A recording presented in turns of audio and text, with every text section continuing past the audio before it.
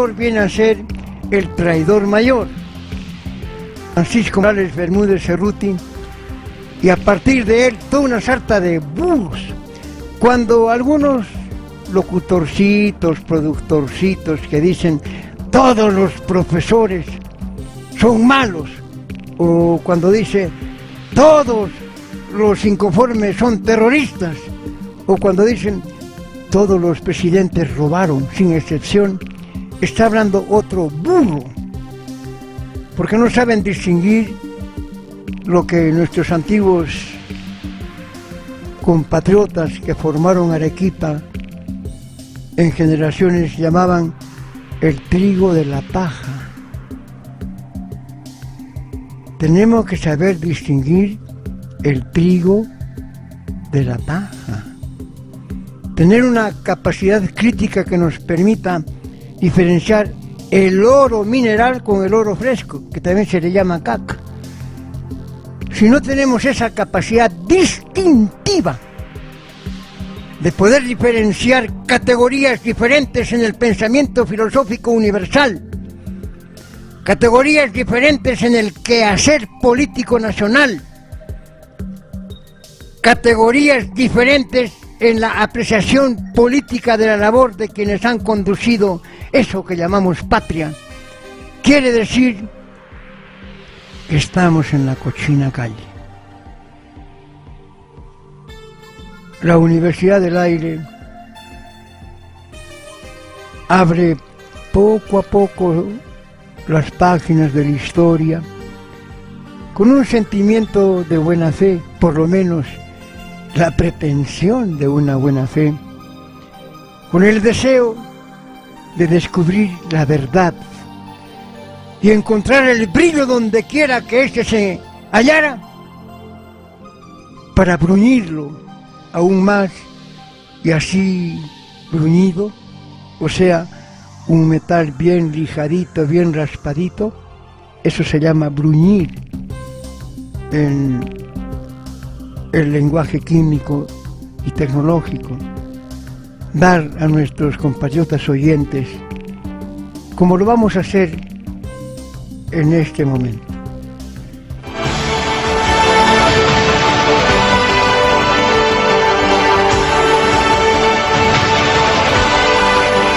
Y en 1821, San Martín proclamó lo que él y los burgueses peruanos de entonces llamaron la independencia del Perú. A juzgar de los estudios analíticos, críticos y serenos de los historiadores, fundamentalmente los politólogos, y vemos cómo nació eso que se llama la República Peruana,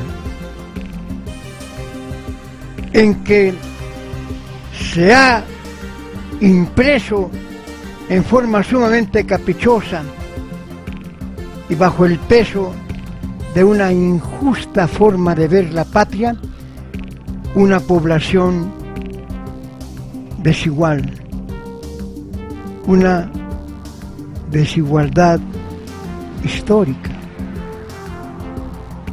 Entre otros, hay quienes, como Pons Muso, que lo hemos citado anteriormente, decían que al iniciarse la República, el Perú contaba con una población aproximada de 1.500.000 habitantes.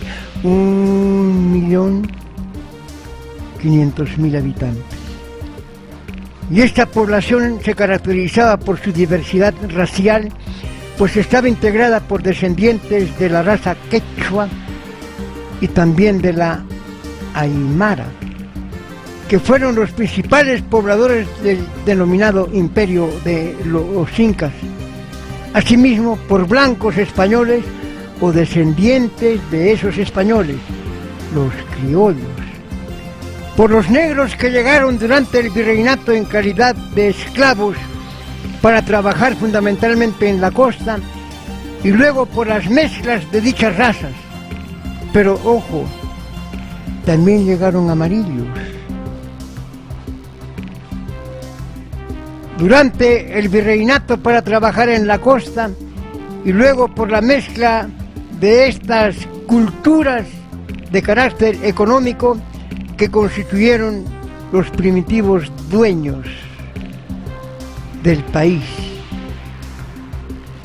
Y así tenemos mestizos y mulatos, niseis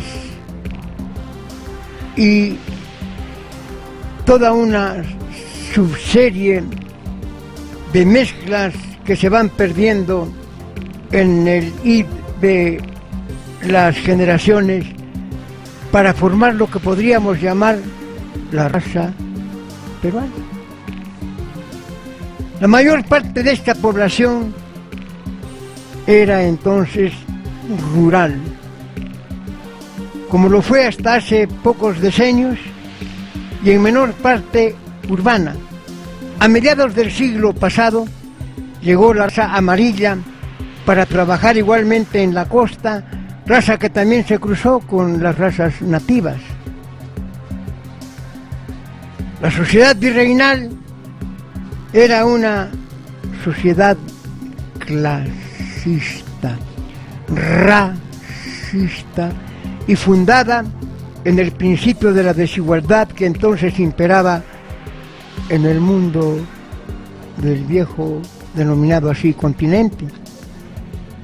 La revolución de la independencia se hizo para transformar esa sociedad en otra, en que se abolieran los privilegios existentes, se terminara con las injusticias que pesaban sobre gran parte de los peruanos y todos los hombres fueran iguales ante la ley, en derechos y obligaciones.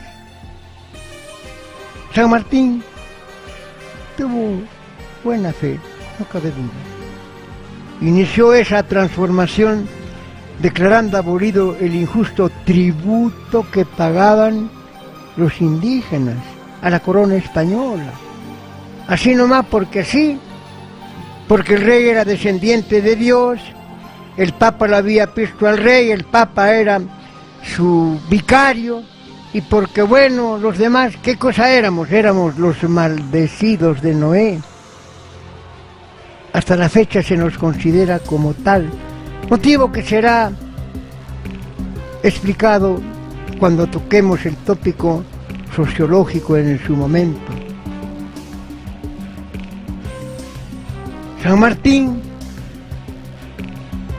declaró abolido el injusto tributo que pagaban los indígenas peruanos a la corona española, abolió el trabajo de la mitad y prohibió todo trabajo forzado, declaró la libertad de todos los hijos de esclavos que nacieran después del 28 de julio de 1821 y dio otros decretos más.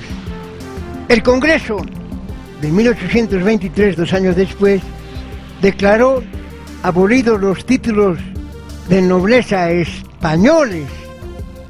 A lo largo del siglo XIX se darían otras disposiciones para borrar injusticias y privilegios. Esta naciente sociedad republicana, señala Pons Muso, al mismo tiempo que representaba importante diversidad racial, así como desigualdades sociales, tenía también, y esto era muy grave, profundas desigualdades culturales.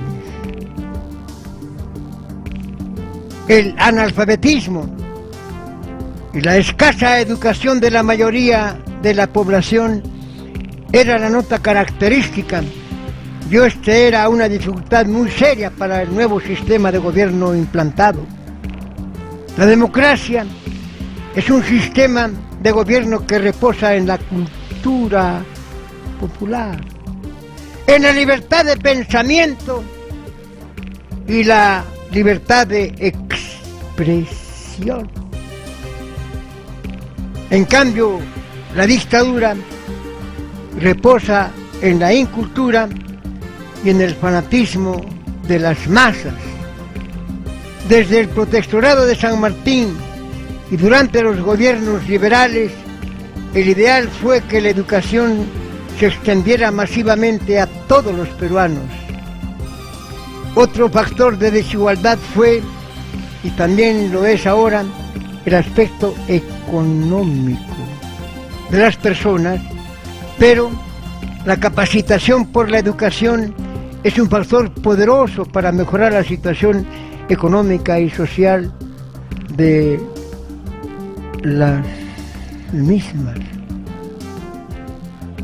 A esto vino un incipiente desarrollo económico más o menos generalizado sobre una inestabilidad política que dio comienzo a la soberanía nacional por las características saltantes de los gobiernos militares, caudillistas, personalistas, totalitaristas, y en gran cantidad de ellos asesinos. Terminando en la etapa llamada anarquía militar, que podríamos calificarla desde 1842 al 44, y que finalizó con el triunfo de Ramón Castilla, lo que significó el triunfo, entre comillas, y más o menos diciendo que sí que no, de la ley y la Constitución. El sistema republicano de gobierno no tendría ya variantes de mayor monta, y la lucha sería entre los caudillos militares por su permanencia en el poder y entre los políticos civiles, que se dividieron en los grupos de liberales y conservadores, liberales y conservadores, liberales y conservadores, lo que hoy llamamos izquierda y derecha. El apoyo que ellos daban a los caudillos militares triunfantes daba fisonomía política a sus gobiernos.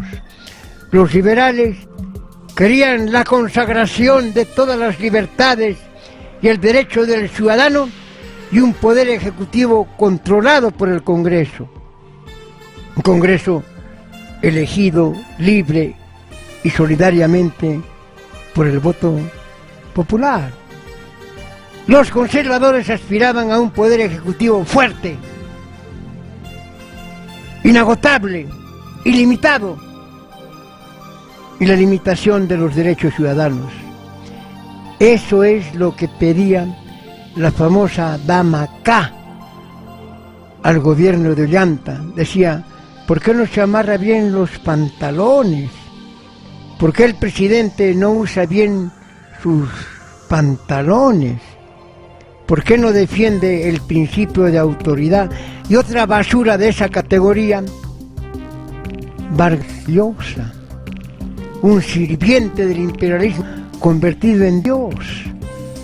Aquí en un tramo yendo, por decir, a Pampe Camarones, están poniendo la talla de Mario Vargas Llosa, lo cual demuestra que los que manejan la cultura en nuestra región son una reverenda caca.